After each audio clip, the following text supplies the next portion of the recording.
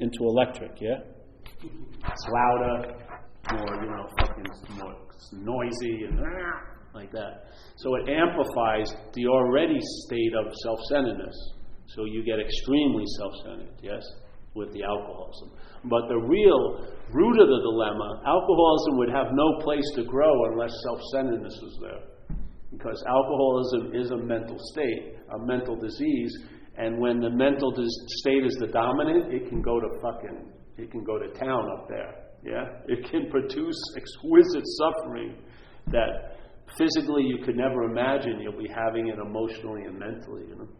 So the self-centeredness to me is what everyone is in a way suffering under, and some of us have an extreme subdivision of it called alcoholism, which, because it paints in such broad strokes, it's an incredibly instructive event because the parasite has been noticed and detailed in a book. In other words, after getting away with shit for thousands of years, in 1935, the ball game shifted.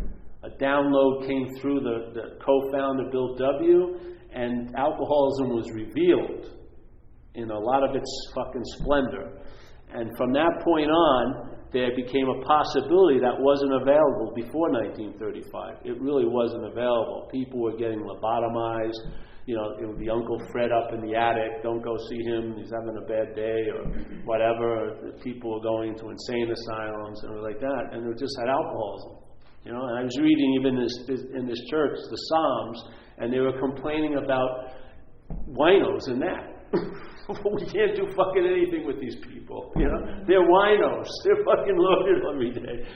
Just like us, So 1935, a download of mine came into this place and said, hey, there is a solution. And now it's brought about a huge effect on quite a lot of things out here. It's changed the emotional, the mental, and the physical states, because even in this room, if we were all out there tonight, we could wreak havoc. We could destroy a family by running them over in a car. I could, rip another liquor store off. But all this stuff could happen tonight. Yeah, times how many people? Millions. I mean, it would be a whole different. The vibe around everywhere would be crazy. So it's amazing how much benefit just the absence it produces. Yeah. Then you notice. After that, you start noticing the spiritual presence in it. That's the real cherry on the cake. Because I am so happy and joyful what's absent in my life. You know what I mean? But now there's a lot of pluses also. That sense of presence, that feeling of ease and comfort. The problem doesn't exist for me anymore. They were talking about it today, about obsession of mind. And if you notice, the true immunity to alcoholism and drugs is when you hit a point and it's available, well, there'll never be a thought about it anymore.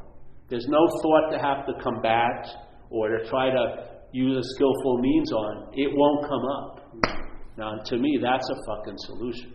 Yeah? The problem will not exist as you anymore. It will not come up. It hasn't come up in 26 years in my head. Not one bit. Yeah? That to me is unfucking believable, yeah? That thing that was dominating me so much for years and years and years has absolutely no influence whatsoever, because in its only realm, it's not even appearing in the mental state. It's not appearing as thought right now. I didn't have to worry about my elbow. My elbow wasn't getting convinced by it. My mental state was, yeah? So shit. These are the possibilities. You can actually live quite free today. There'll be limitations of the body and the emotional and circumstances and situations, but you can live free in them, not be bound by them. Yeah? So, yes, that's it.